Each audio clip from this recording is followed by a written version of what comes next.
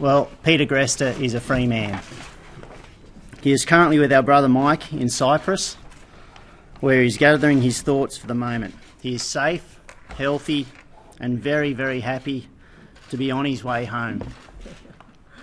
We've spoken with him recently, and Peter firstly wanted to thank all the people who have supported him, who have given time, money, energy in seeking his freedom.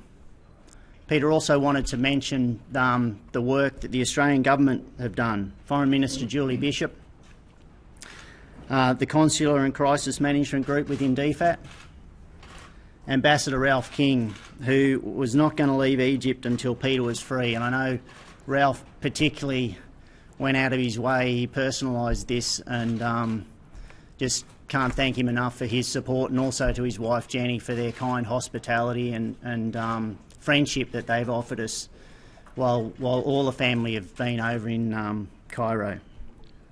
I also want to thank the Australian legal team at Gilbert and Tobin, Dr. Chris Ward, Chris Flynn, who've just provided exceptional counsel to us in Australia and helped us through this legal minefield, and also to Peter's Egyptian legal counsel. It's just been a huge relief to have that support and that those people around us. Before I move on, also want to thank the support that the Latvian Embassy and the Latvian Ambassador has given us, Iveta Solcha. She has just provided, again, another avenue of outstanding support and counsel while we're in Cairo. So the team of ambassadors that have assisted us couldn't have had finer people working with us.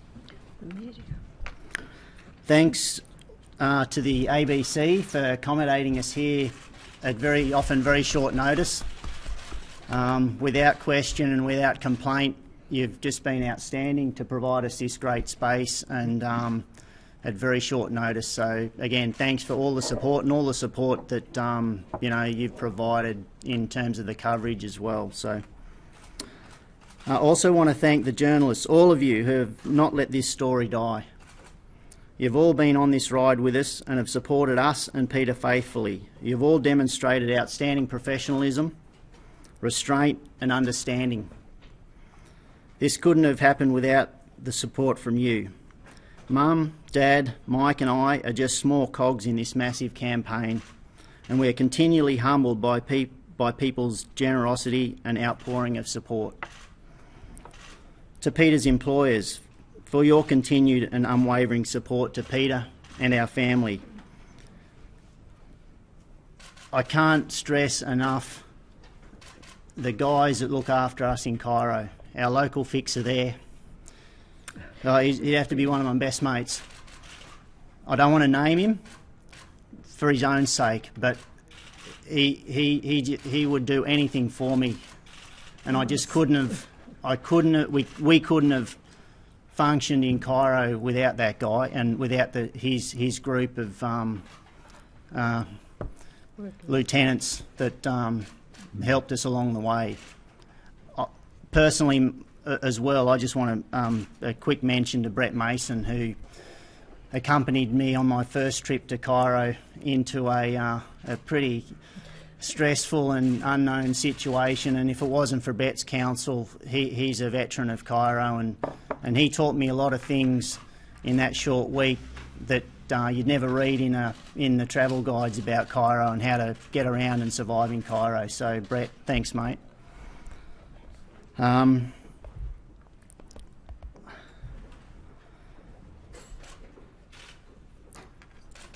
That's all right. I also just wanted a quick apology to the blackout, the media blackout, from all the ignored phone calls and tweets last night. I'm sure you could understand that we didn't want anything to jeopardise Peter's freedom, and we didn't want it to be unravelled or a roadblock to get in the way at the last minute. So I hope I wasn't ignoring you on purpose. It was I had ulterior motives. We all did. On a more sombre note, we also, and I know Peter sincerely wanted me to mention this point, that we want to acknowledge that Peter's two other colleagues are still there. Peter was arrested with Baha and Mohammed, and they also deserve to be free. Peter won't rest until they're released from prison, and we hope that'll follow in the very near future.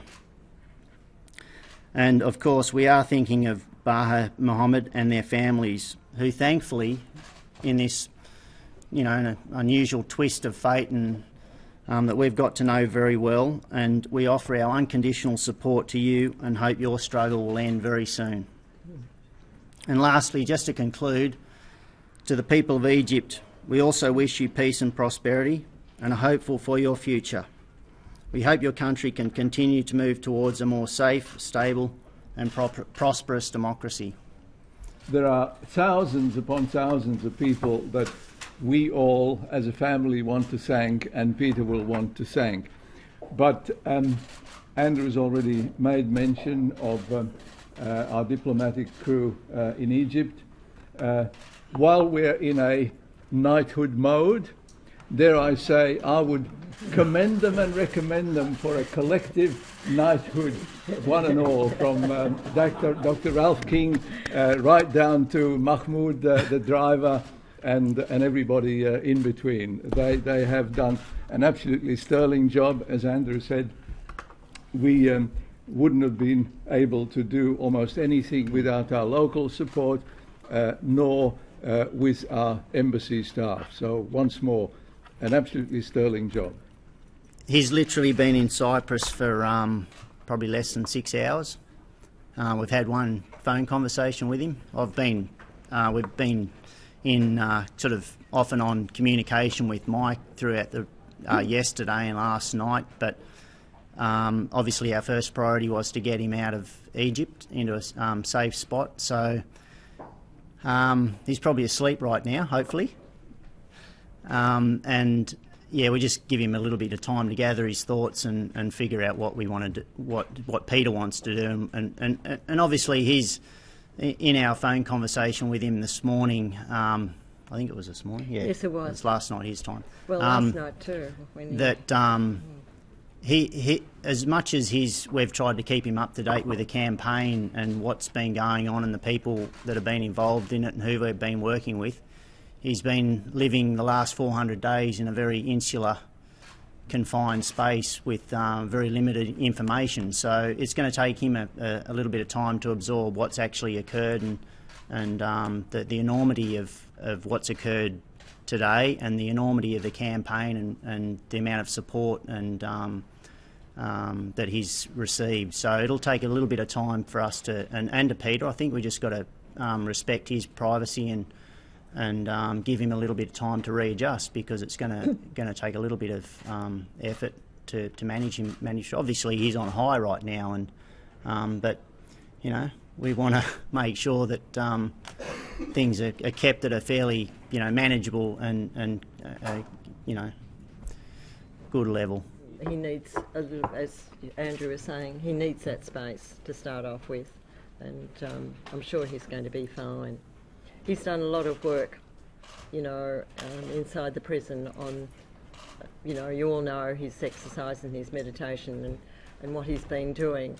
And all of those things have continually helped him to maintain his mental stability. Your campaign, which has been tireless, how would you rate that in the hierarchy of challenges? For me, number one. Number one. Absolutely. I guess you could say that personally, career-wise, I'm going out at the top level. Look, I'm ecstatic. I just can't say, how happy I am about it all. I'm very excited and pleased, and thank goodness this is all over. To me, it's also difficult to realise that this day has actually come, even though I sort of dreamed about it quietly, not daring to think about it too much. It's arrived now.